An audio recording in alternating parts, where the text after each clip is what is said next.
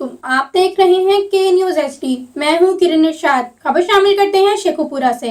تمام عالم اسلام کی طرح شیخو پورہ میں بھی جشن عید میلاد النبی صلی اللہ علیہ وآلہ وسلم پورے مذہبی عقیدت و احترام کے ساتھ منایا گیا۔